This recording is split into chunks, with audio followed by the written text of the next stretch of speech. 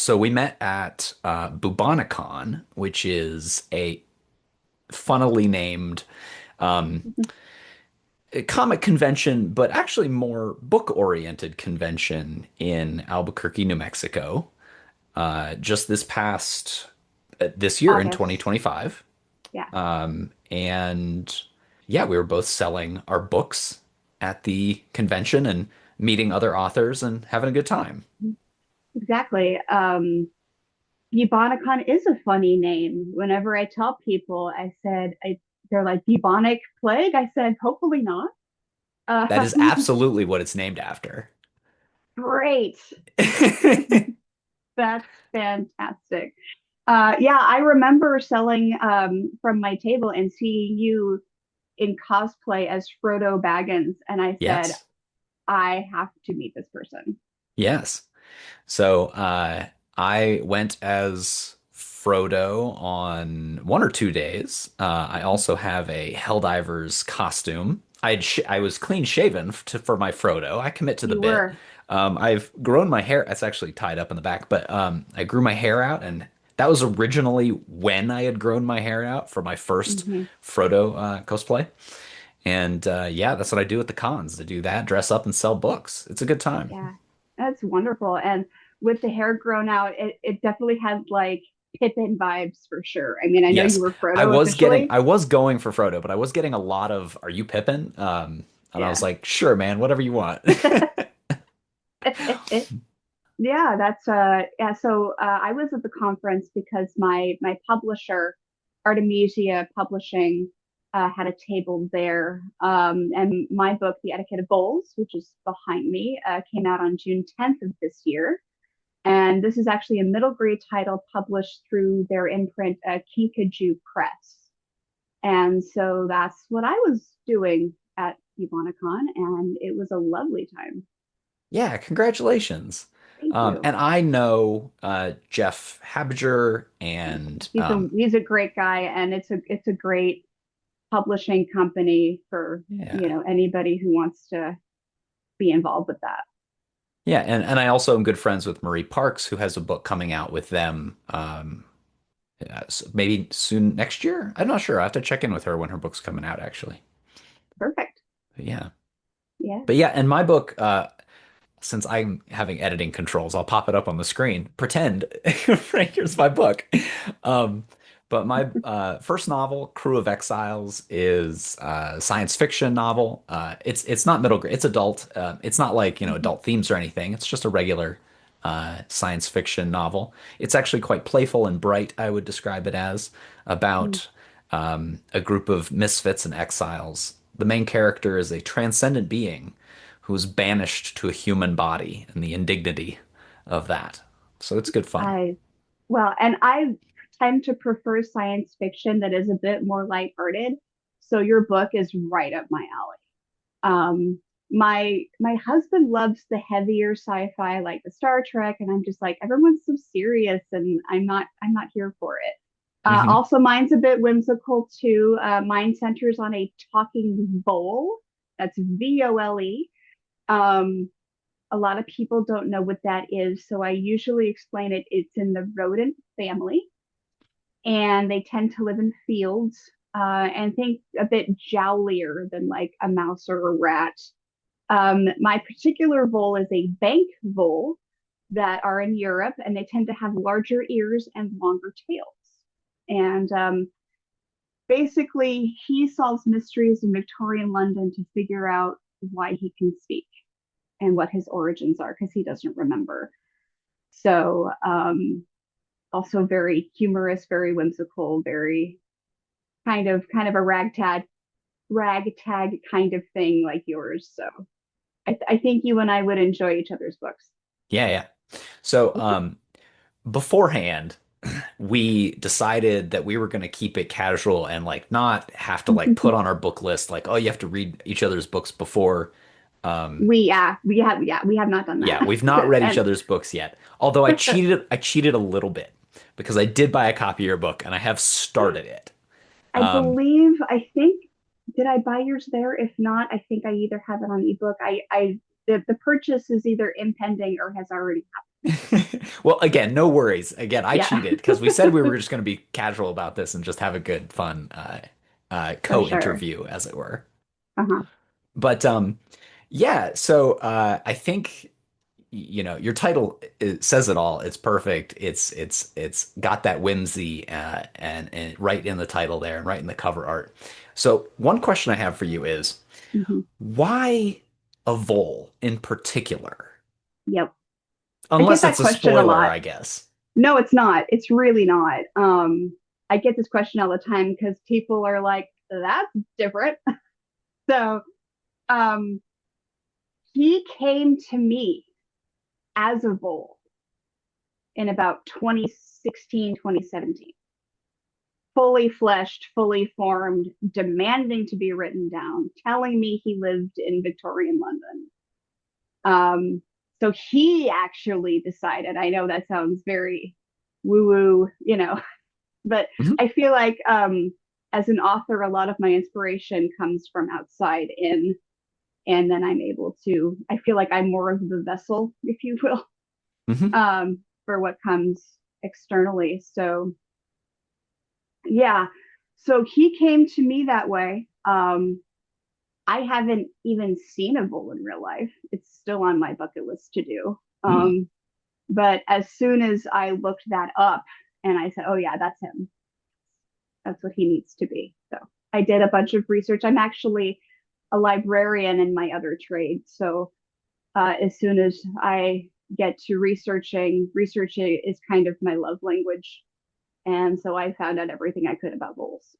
That's awesome. I will say that I can very much relate um, Mm-hmm. to the idea of being sort of a vessel. It's a weird Mm-hmm. thing, right? And It I'm is and a I'm weird thing, and it not. sounds weird. It even feels weird me saying it, but Yeah, it's and yeah, I'm not a very spiritual or religious person, right. but and I don't think it's sort of like mystical necessarily, It's but the not feeling necessarily. the feeling of it is that Yeah, the character is speaking through me. I right. have And Yeah, go yeah, ahead. I was just gonna say with the speaking part, dialogue is something that I really struggled with at the beginning of my author journey. What was really lovely about this is that I was able to let him speak rather than make him speak. Yeah. So, Yeah, and I think that's so vital. So with my first book, Crew of Exiles, and I don't have a second book out yet, although it's actually coming very soon. I have a proof copy both in the ooh, mail you're ahead and of me. I'm only about halfway through well, my yours second draft of my yours just sequel. came out. Yours just came out, right? Mine came out in like 2022 or something. It was so a little Ah, while back. okay. Um, but the first book, Crew of Exiles, has sort of four main characters, and I did both sort of research quadruples of characters. I were like, what is famous quadruples of characters that I like? And of course, I looked at like the Ninja Turtles and I looked at some other Ooh, things to fun. see like how do people do groups of four dynamics. Hmm. But once I got into the writing, I really did feel like and I think readers recognize that like each of these characters has a very distinctive voice. You can pretty much tell who is talking Hmm. at all times, even if there's not dialogue tags on it. Right. Which is a tricky thing to do. It is. So another thing that helped me on the voice, well, I guess I'm saying this in hindsight. Um, so I did the audiobook for my own book, the first one. Okay.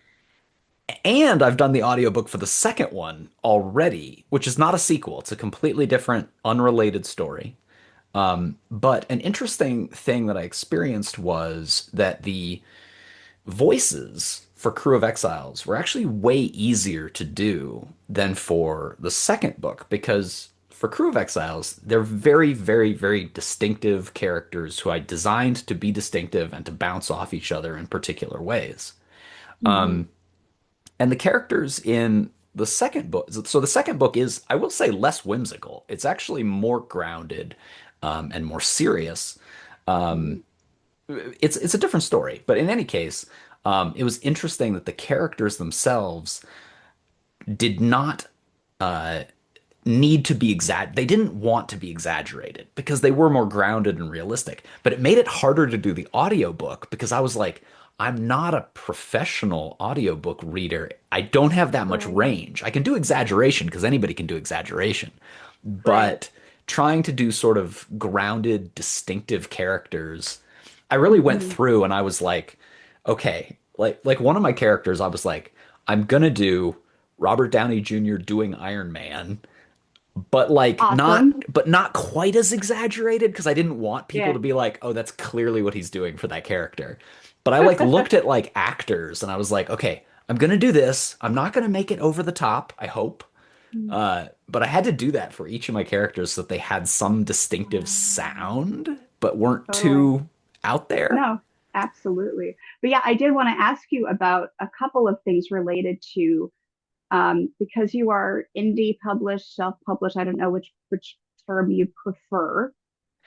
Um, I don't mind either term. Some people don't like the okay, self-published term because it does have a stigma, and I get that, but it's right. not going to have less stigma if we avoid it, you know? Well, it's interesting that you say that because I was talking to a bookseller, a local bookseller, and they were interested in self-publishing their fantasy novel, and I actually gave them your information and your website and everything Oh, just cool. to kind of, yeah, just to kind of show that, what that journey looks like. My cover is all blurred out. It's fine. Okay, Your we're fine. poor camera keeps I changing its know. focus. I'm Ugh, sorry to say. no, it is. But yeah, I wanted to ask you, that was one of my questions. What advice, if any, do you have for people looking to publish in that indie self-published space, Mm, particularly for sci-fi? And then I want to ask about your audiobook as well. sure. Yeah. Um, Gosh, what advice do I have? I mean, I can plug my YouTube channel. I have a video on my YouTube channel that is my self-publishing journey, what it looked Mm, like, what I learned along the way. I think I don't have any particular advice because it really depends on what the person wants out of their self-publishing experience. Like, what do they want out of it, you know? For right. both of my books, I did make a cursory attempt to traditionally publish. I sent, I queried Crew of Exiles out to 10 uh, a agents, writing agents, and I queried the second book that's not quite out yet, Tall Boy's Son, to about 50 agents. Yep. And behind the scenes there, that means there's three times as many agents that I looked at who I either rejected as not a fit or were not open to submissions, but I otherwise thought were a fit. Right. It's an exhausting process, and Tell me about it. yeah, I'm sure you know. Yeah. Yeah. And Basically my journey is so of course for those who don't know, usually when you query agents, they'll either ghost you yes, or they will ask or they'll give you what's called a form rejection, yeah, which is thank you for your interest. And then they'll either that or they'll give you a personalized rejection. And then after that, they'll ask for what's called a partial, which is usually a couple of chapters. And then after that, they'll ask for a full. I got my first full manuscript request in 2014. Hmm. And Wait, that's a while so, ago. yes, it is, isn't it? So I was in kind of this close but no cigar phase for a while. Yeah. And that is a terrible, I mean, there's a lot of things that are terrible, but so what I ended up doing, so this is kind of a funny story. One of Jeff's freelance editors, Lisa McCoy, happens to be my cousin on my husband's side.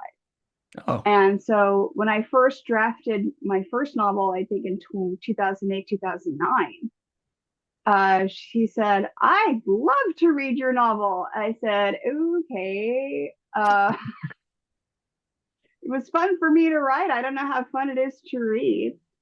And she ended up wanting to become a freelance editor because she had read my novel had given me feedback that I was receptive to and all this kind of thing. So that's actually how I heard about Artemisia. Or yeah. And so basically I I actually queried this Vole story in 2020. Well, guess what? 20 I got really close with one agent though, but she was moving away from middle grade. So I Sure. think that's one reason why she passed. But I wasn't getting a lot of bites. And I think it's because in like the big five, what they call the mainstream space, talking animals are kind of done to death. They don't really, it's just not a lot of people are willing to take risks on one of those. So Yeah. I ended up drafting and writing two other middle grade novels. The first of which got around 7 or 8 full manuscript requests, but still no bite. Yeah. And then the other one is just kind of first draft done, and I'm going to revise it when I get a chance. So one day I happened upon the Artemisia website and saw Jeff, and I was like, and I saw that he had a book called The Dreaded Cliff by Terry Nichols, which is a great book if you have not read it yet. And it centers on a talking pack rat. And I basically, at this point, I mean, after all these rejections and all this journey, I was like, I basically was at the point where I was like, well, I have one of those. So, Yeah. I mean, but that is that's one of the things you look for is yeah, agents or publishers who have some interest in something you're doing. right, exactly. And so I submitted to Jeff, and it wasn't Lisa, my cousin, who actually read it. It was another one of his acquiring editors, Jessica Smith, who read it and fell in love. And then he offered me a contract. So that's kind of how this happened. So That's awesome. thank you. Yeah, I mean, I just honestly tried my hand with some, got mostly ghosted and some rejections, and then I was like, well, Mm-hmm. I guess it's time to do this self-publishing thing. Yeah, it's a lot of, I think what happens now is, especially in this online environment we live in, it's often helpful to have some kind of a following or some kind of an audience first, um, in order to get to that, that next phase. But what I really loved about working with Artemisia and with Jeff is that I had a lot of autonomy. I got to choose my own illustrator, who I thought did a beautiful job. Yes. Um, and I got to choose the font of my book. I got to choose the cover. My husband is a graphic designer by trade, and so he came up with the kind of the what do you call that, the filigree in the title there. Yeah, I think Um, filigree. yeah. I had your book right in front of me. I seem to have Oh, misplaced it. it's okay. It's right behind. There we go. Yes, thank you. And you notice that The there's flourish, perhaps. the flourish, and then you'll also notice that the letters and the boy and the vole are in spot varnish, Yeah, that's and nice. and then the cover is matte. Basically, long story short, Jeff wanted a shiny cover, I wanted a matte cover, and this was the compromise, and I am absolutely thrilled with I think I like the matte covers. My it. I do too. my books are matte covers. So I don't know. I have a Yeah, preference for that as well. I do too. Um, That's great because your implication here, which I don't know if you directly said, is that if you go with the big five, if you get in with the big five, you don't get these sort of choices. You don't get any of this sort of control. no, Um, I have a friend who is published with an imprint of the Big Five. Um, they were basically like, "Here's your cover." yep. So, um, but I also wanted to circle back to the audiobook because, Actually, can I say a little bit more about the self-publishing before we do? please, please, absolutely, by all So means. you're a friend, I'm imagining, who who's interested in self or anybody who's interested in self-publishing. It's such a wildly different experience, I think, for so many different people. And Mm, mine was fairly straightforward. I did get help from an author services company, you have to be extremely careful because many of them are either they're not necessarily scammy, but they're gonna maybe take your money and not do much work for you. So you have to be Yeah, careful with money that. goes to the author. That's the rule Well, yeah, usually. you gotta definitely make sure there's no ongoing contract with them. It's a one and done deal. I mean, many of them do that and are fine. So I did get a little help on the first one and less help, but some on the second one as well. But if you look around at other even self-published authors who then became traditionally published, I'm thinking of I Andy forget the Weir, guy's Andy Weir. Thank you. I was going to say the author of The Martian. What is his name again? Yeah. librarian. Sorry. Oh, yeah, yeah. Oh, that's perfect. Yeah. So The Martian was originally published online for free, and people like Mhm. read it and enjoyed it, and he got a following, and they gave him feedback even, and he rewrote stuff, and Oh, I didn't know that part. it became such Okay. a big thing that he was like, oh, I guess I'm gonna like, or I don't know if he was reached out to then by a traditional publisher, but it was originally just released for Mhm. free on the internet. You know, Right. no printing, no go through Ingram Spark, which is the print on demand company. Right. And But that's a good one because a lot of libraries buy through Ingram, especially now that yeah, Baker and Taylor has shuttered its stores. I think Baker and Taylor got purchased by some other entity, but Ingram is a good place to do that. and another one is, and again, I forget this author's name as well, but the book is The Long Way to a Small Angry Planet. It's on my bookshelf behind me, but I think but it's also eluding me. I would have to look at my bookshelf. Anyway, so this author did a Kickstarter campaign to get it published, and the Kickstarter went very well. Then I think she got it self-published through that, and then of course it took off and became popular. How you do like maybe I don't know if she already had an audience, like doing a Kickstarter with no audience seems like just a That destined sounds to really fail. stressful. Yeah, but somehow that one, became a big, and now she traditionally publishes and has a bunch of books out and it's very popular. So it's sort of a wild time, and I think nobody really Mhm. knows what we're doing very much. We And really have to. Well, that's something I definitely learned this year in my debut year. It's like, oh, there's a lot of things that I have to learn very yeah, quickly. yeah,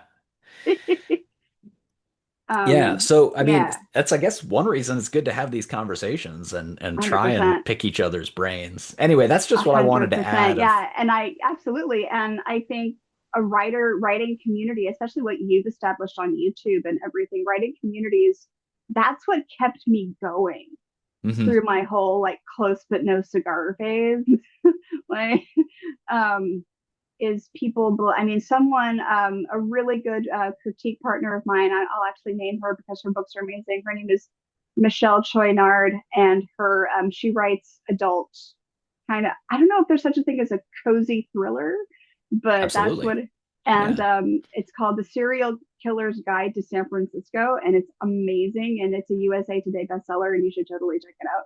Oh But wow. she read an early draft of the Vole book, and she said, don't discount this. There's really something here. And she told me, she said, you don't know it, but you are a mystery writer. You just don't know that you are. And so it's really helpful to have this whole community of people who know what it's like to go through all these twists and turns and warps and wefts of this whole crazy publishing thing. Which brings me to the audiobook. Yeah. So what equipment did you use for that? Did you have to purchase a bunch of stuff or like, oh, hey, hello, Oh, I there it can't is? get it in the camera there, but there's my microphone. Um, yeah, you complimented my equipment. I don't know if we got that on the recording at the beginning, but yeah, that, no, the yeah. equipment's actually the cheapest part. I mean, if and when I do it again, I'm probably gonna at least reinvestigate and see if, there's better microphones, new microphones I can get or whatever. I have a Blue Yeti, Blue Yeti, Oh, yeah, Blue Yeti.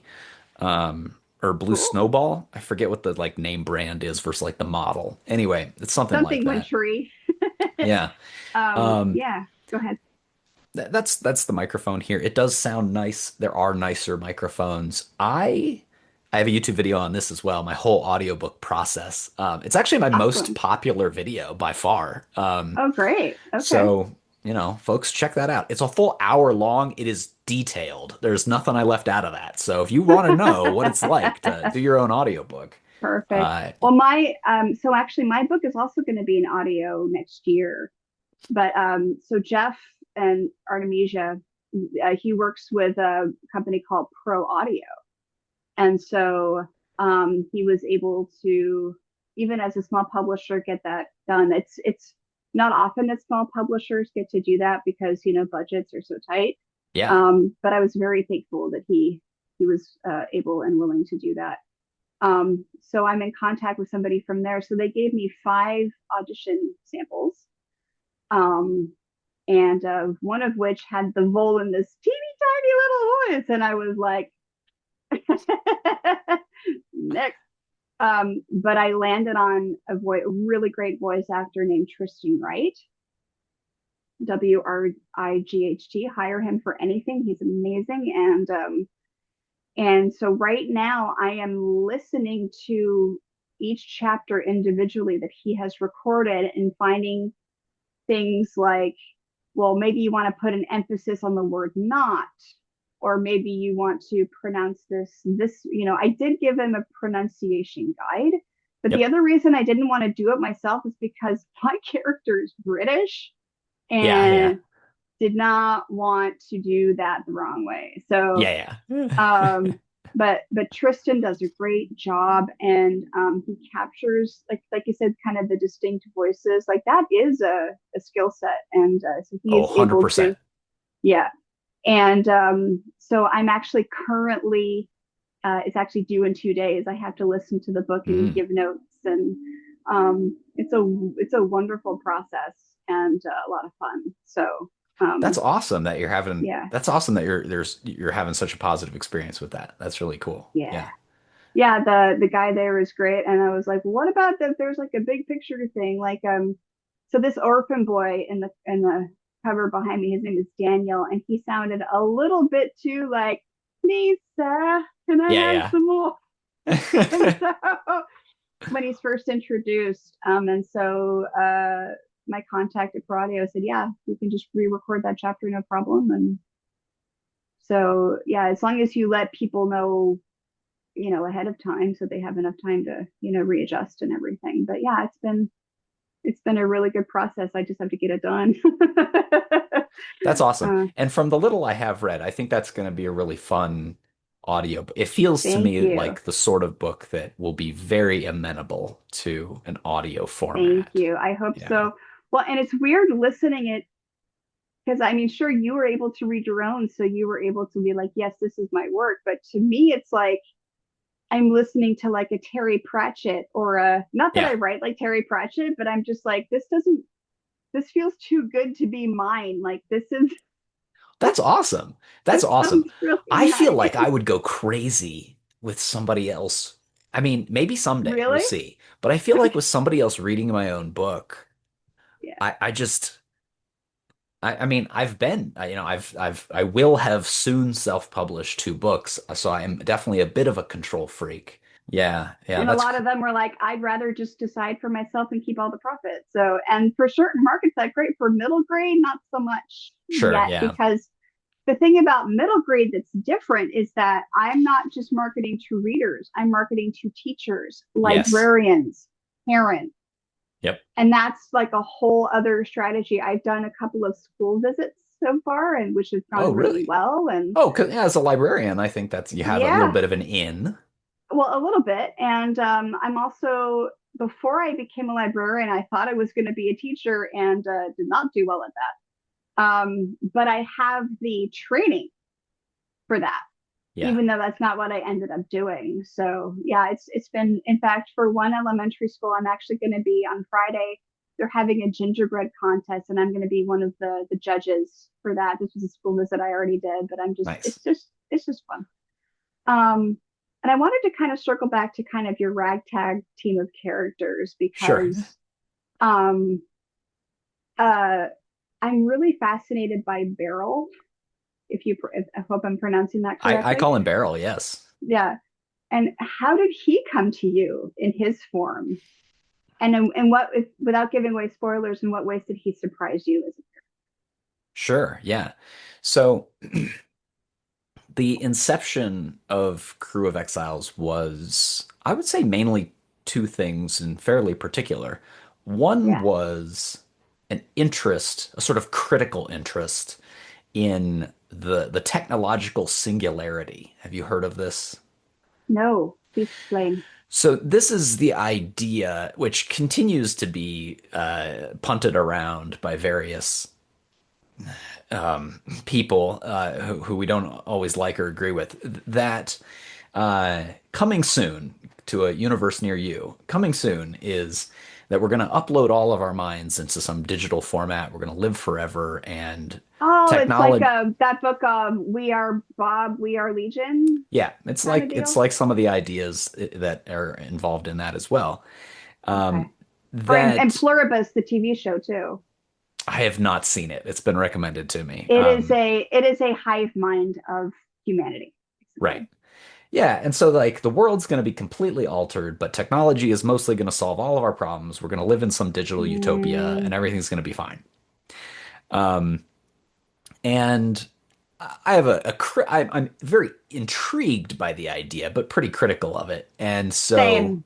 yeah, so this was sort of one of my criticisms of it came out through this book. And then the other incepting idea was the characters themselves. I was watching what is it called? I think it's just called After Hours. So it was a YouTube series from like Cracked or something like Okay, I'm you know familiar with that YouTube channel. Yeah. yeah, anyway, they do like entertainment stuff, right? And it was just it was ostensibly four friends sitting around talking about nerdy pop culture stuff. But they leaned into I did some research on like how the show came about and how the characters came about, and they said like, oh yeah, we were literally a bunch of friends who talked about nerdy pop culture stuff, and we sort of leaned into we extremified our own personalities. So you know, one of them is sort of the hip cool one who like tries to be a little aloof, and like Mm, one of them is the like really like detail oriented picky one, and one of them is like mm, kind of the like dumb one. um love and it. one of them's really grumpy, and I was like, well, that's my main character right there. So Beryl is, and then so those were the two initial ideas, and then I sort of literally asked myself, why is this character so grumpy? Well, one reason Mm, is that he was this uploaded, transcended being. He was no longer human. He'd ascended to this higher consciousness.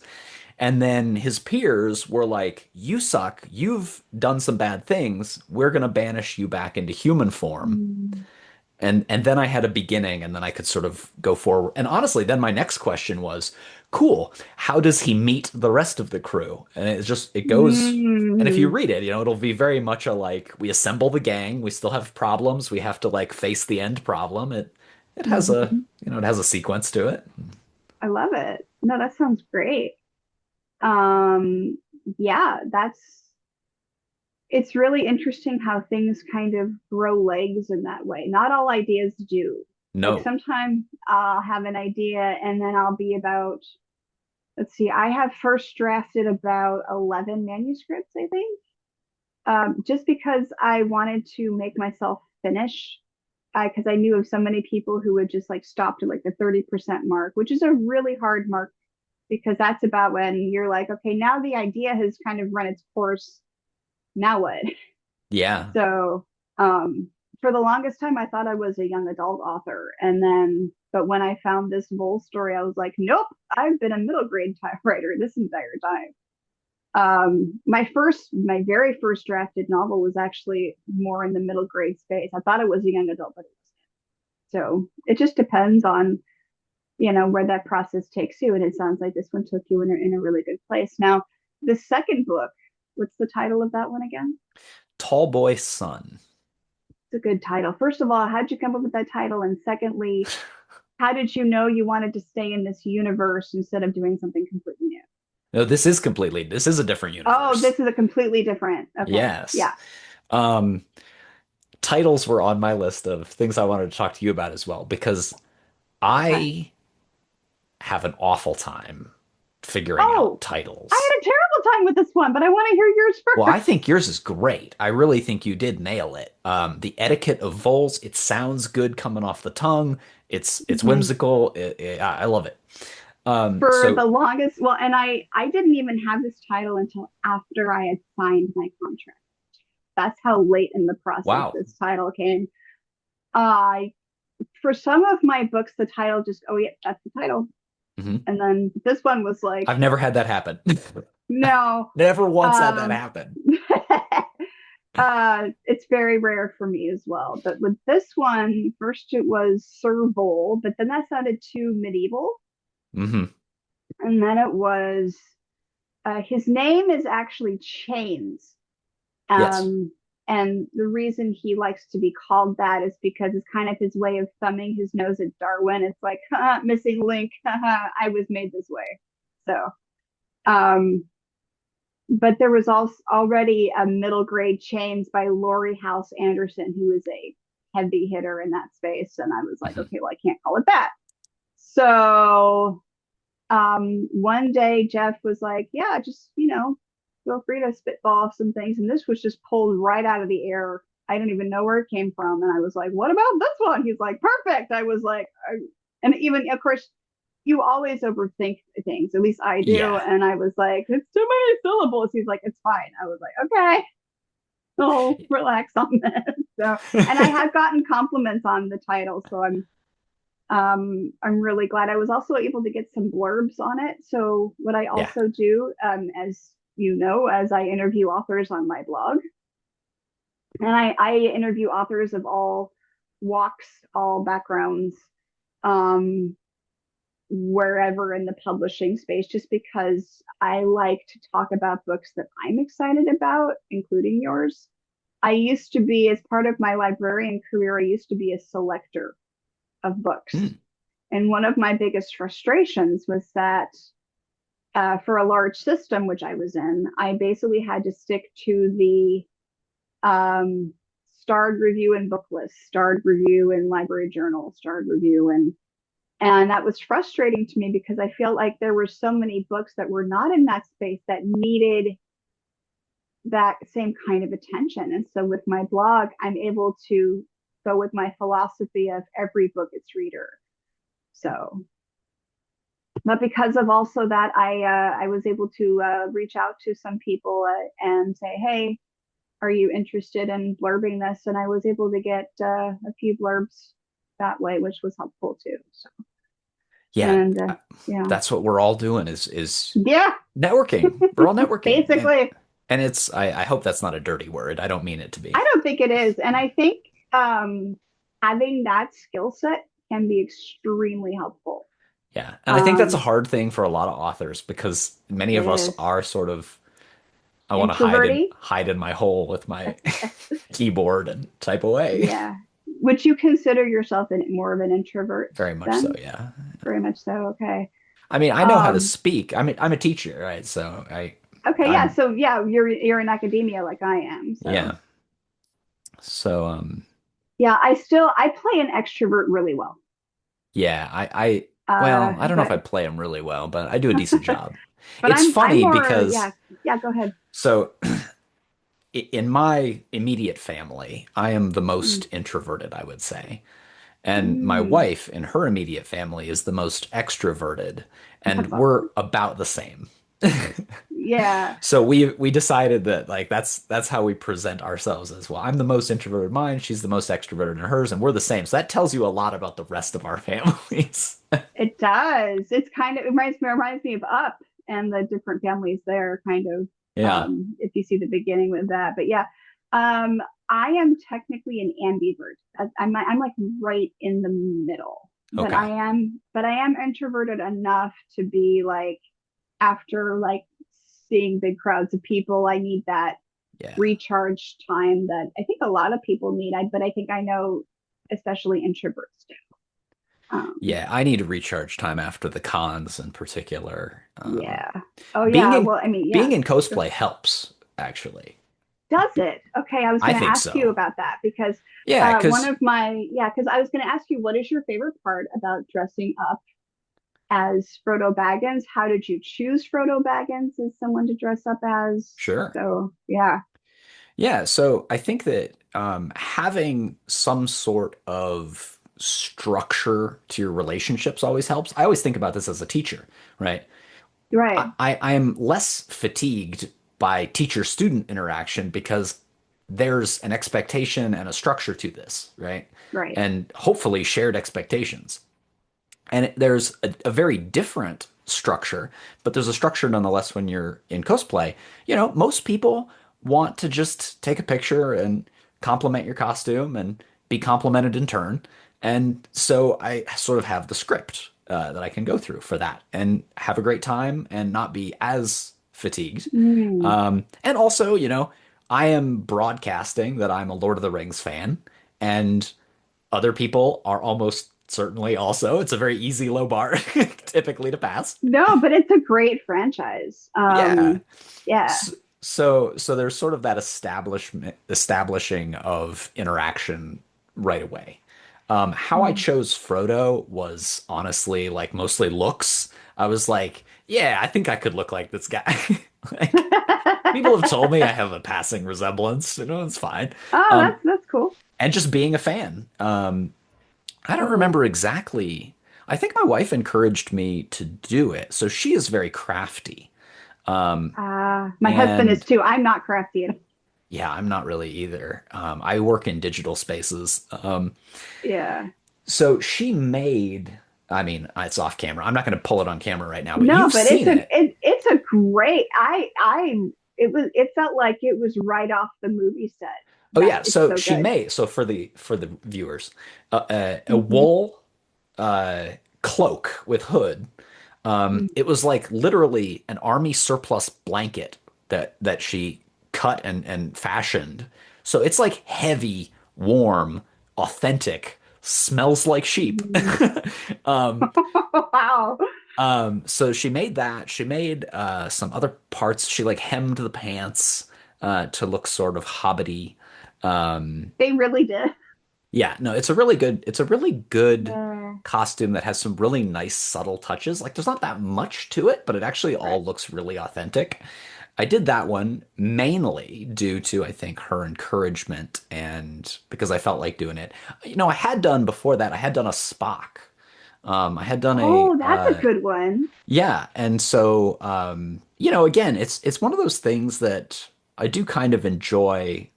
I went to like I was like I'm gonna be Spock for Halloween and like Yeah. Halloween uh is usually how it starts. yeah, right. It starts as like a Halloween costume and then you're like I kind of Yeah. enjoy this. I could do this more. Yeah. So I Yeah, literally go ahead. just have the three. I've got a Spock, I've got a Frodo, and then I've got a Helldivers, which is a video game for whoever. Right. So speaking of, my library. So speaking of, as a teacher, you have that student teacher interaction. I'm a reference librarian, so I mostly work at the desk. And so it makes tabling at conferences kind of a natural kind of Hmm. old shoe fit for me because that's what I do all day in my job is make conversation with people and, meet people where they are and which I love doing. I love interacting with people. And I also love, we do these things called information literacy instruction sessions where a class comes in for research and then I'll do my little kind of dog and pony show of, why you like, oh, one example I use is because people look at me and they're like, I can Google, what do I need you for? So Yeah. I basically talk about the difference between search and research. So, search is I'm looking for a water bottle. Thanks, Google. Research is do I want to drink this water? And that can often be a much more convoluted process than people think it is.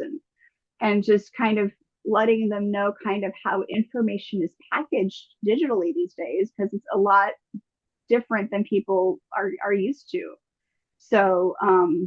But I really enjoy doing that, but also interacting with people on an individual level. So I was actually, I'm actually have been weirdly chomping at the bit for this part of my author career because just I was like, oh, I want to get up there and I want to do the things, and most authors are like, God, no. So, Yeah, so I mean, that is yeah. great that you have that experience. I mean, reference librarian is an excellent, I would think, helpful Thank you. background and starting place. And Thank you. Yeah. Well, it's also I like it because I get to kind of like you, I get to help students. I see it as I save them time, yeah, and I save them stress. And as a teacher, you do the same thing, and that kind of circles back to our whole conversation. What was it? A singularity? What was it? the A technological singularity. technological singularity? Because I was reading this article about AI, and the thing is, I'm there. As with any tool with AI, I can see, just like with Google, I can see its uses as a like a launching pad, but I don't agree that any technology is like a be all say all, magic Oh yeah, no. silver bullet for anything. And I think what's happening with AI that concerns me, that I'm interested in your perspective on, is what it does to critical thinking skills of students. And um, students are more likely to learn how to regurgitate and or kind of repeat back quickly rather than actually being able to critically and go deeply into things. And I was interested in your perspective on Yeah, how much time do you got? Um, so so I teach computer science, Oh, so of all yours is things. actually, so you're like in the STEM crowd. You're not even in the humanities with the rest of us. No, I'm not. The AI stuff is the advances that have been made, and we're talking about generative AI to be particular, Right. is impressive, but not as impressive as many folks want you to think it is. It's particularly dangerous for students. It's particularly harmful. I'll just go out and say it's harmful to students because they're at the stage where they really need to be finding the right sort of struggle, the sort of struggle that makes you stronger. I mean, there is struggle that's just bad. There's just being Right. hurt and there's just being muddled and not gaining ground. But there's also the struggle of really grappling with understanding something, and Hmm. there's major benefit to that. And when you're deep in it yourself as a student, you don't know which one you're in. Like it all just feels like Right. suffering. It really does. And you're not sure what is busy work versus Yeah. I'm actually going to, and again, how I see my job is arming them, because a lot of employers are looking for people to be able to discern between good information and bad information. Of course, with generative AI, is becoming even more difficult. Yep. And I so, already yeah, will admit that when there's an image or a video, I yeah, frequently, if not usually, cannot tell if it's I real. can't either. Not unless like the hands are doing something Oh strange yeah, I mean, okay, or something. sometimes there is an obvious flaw, Right. but so there was a case recently that I learned about secondhand, but there was a video that, and everybody was like, "Wow, this is AI, this is fake," and then it turned out to be completely real. Just Mm. Well, there that's were happening a lot with papers in the humanities, especially. Well, Is that's the that other thing. Yeah, so yeah, there's a lot of the, and actually I forget, is that false positives or yeah, false positive. that's false positives, not the other way around. Anyway, I believe so. no, it's the Let's other no, it is the other one. It's the yes, true neg or whatever. yeah, but It's actual human produced work being identified as being guided fake. as, and that usually happens with second language learners more often. Yes. Yes. And it's really awful because I understand that instructors are trying to like suss out and weed out the stuff. And I know instructors are dealing with a whole avalanche of this whole students turning to this to write their papers. Yeah. Well, yes, Yeah. as a teacher, that's a mess in its of itself of trying to suss out sort of Mm-hmm. plagiarism and cheating. I'm very recently I thought of this. I mean, there were some articles that also came out. I'm very seriously considering oral exams. The real problem is now you're penalizing again people who just don't Right. speak well.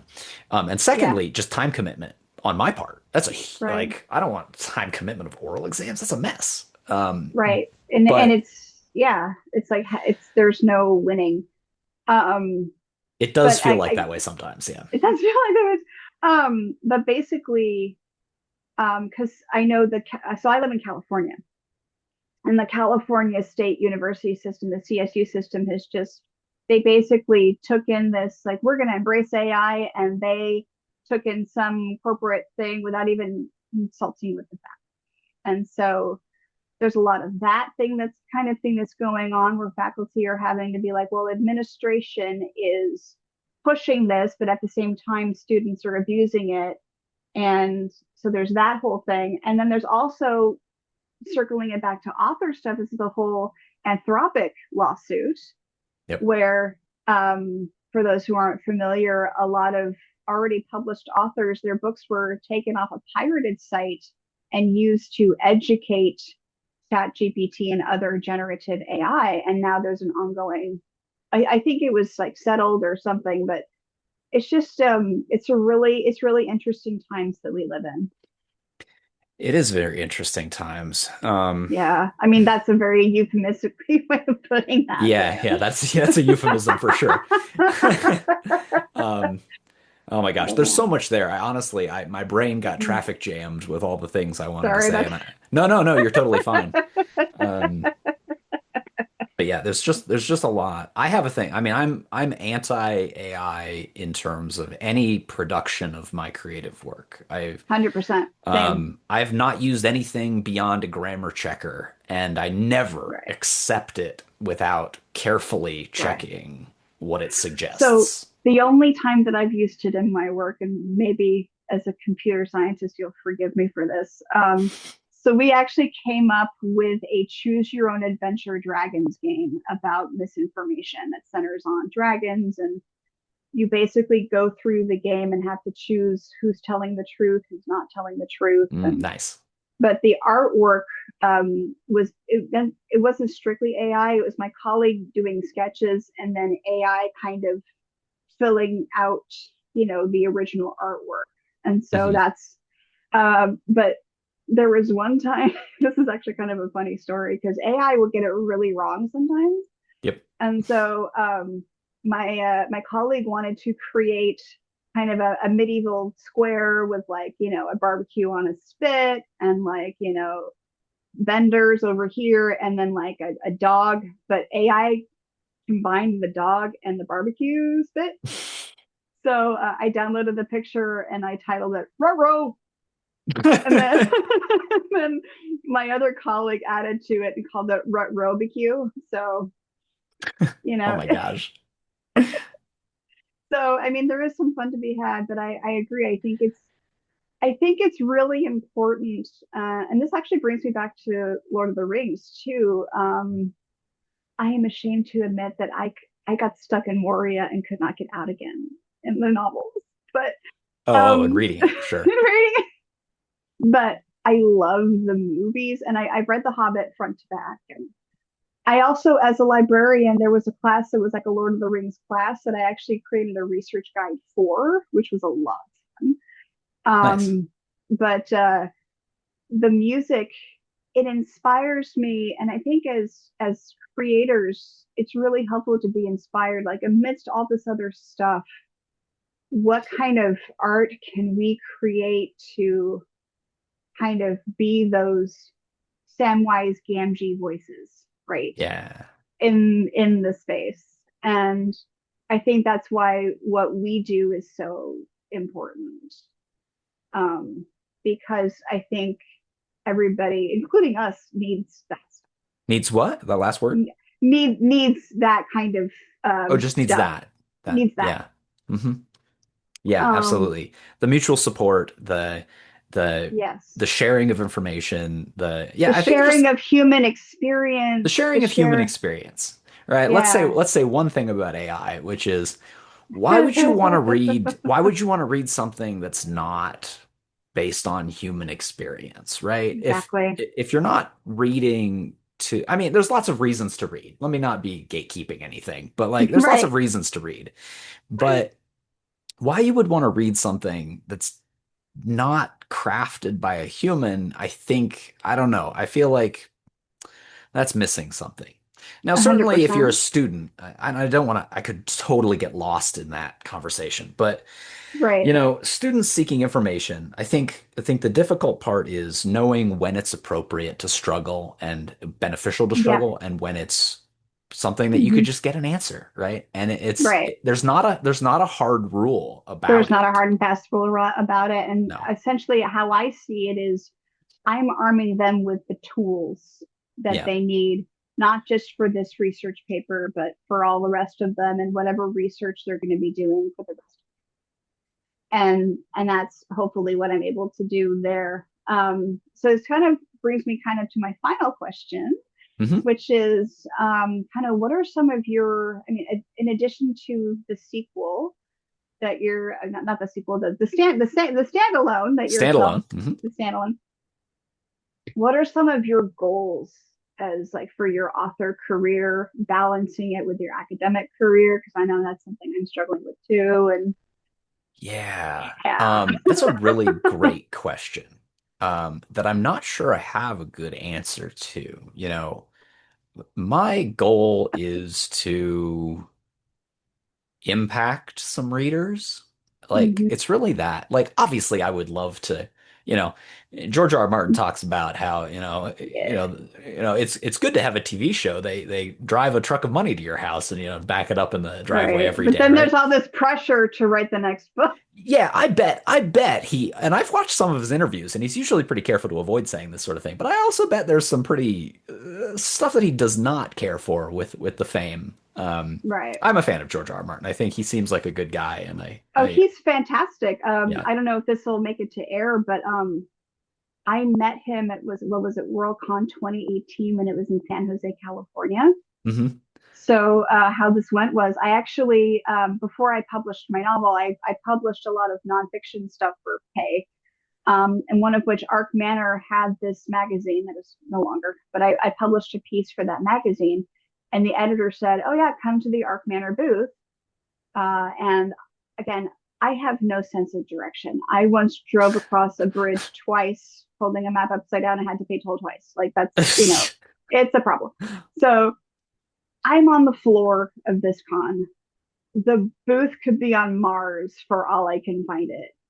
And then I see George R. R. Martin at a booth, and I didn't know what to do. So Yeah, I just yeah. kind of thought to myself, George R. R. Martin, and then walked away.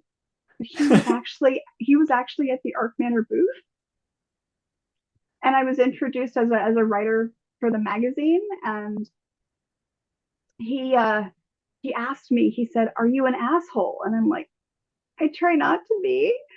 And he takes out this thing out of his pocket. It's an invitation. Every year he throws a Hugo losers party for those who are nominated for a Hugo and don't win. And on this invitation, it said, "No assholes allowed." That's so awesome. Yeah. So I was able to go to that really like, it was one of those places where I'm like, I'm underdressed for this. This is too fancy for me. Like a chocolate fountain and dancing robots and things. And he probably doesn't remember this as well as I, but it was a really good experience, and he seems like a really good dude. So That's awesome. Yeah, I love hearing that story. That's good. yeah, So more coherently, I'll say I do, it's a little bit cliche, but I want to write good stories. I want to touch some readers and I do have them too. have a positive experience from my book. I will say that although I love Crew of Exiles, and I really think it is fun and it is a really nice and enjoyable, not just enjoyable, but I think it has some meat to it as well.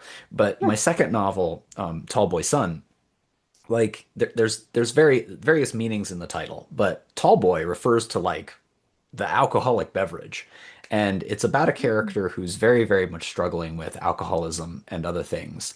And it's a super personal story in a way that Crew of Exiles is not as personal, I would say. And so, some stories you just have to sort of get out there, and if that, helps anybody else who has ever struggled with that, and I have not, but I've been a family member of I that. am also a family member of that. Yeah. Um, and So, so it's definitely something that people need. yeah. And I think also through science fiction and fantasy, we're able to confront those things in a way that not necessarily to make them more palatable, but for Hmm. more of you're able to really kind of get to like the guts of these issues Yeah. and in science fiction, which is one of my favorite things about it.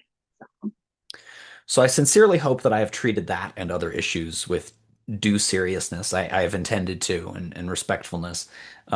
But yeah, but that's my goal. Obviously, I would also love the truck full of money to back up to the I driveway every mean, wouldn't day. we all? Yeah, but But I mean, but that's my again, that answer.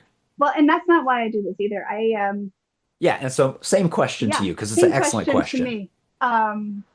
So my goal in whether it's the Vol book or whatever else gets out there again, trying different markets with different things and figuring out just basically how to get just eyeballs on the Yeah, stuff where people can see themselves.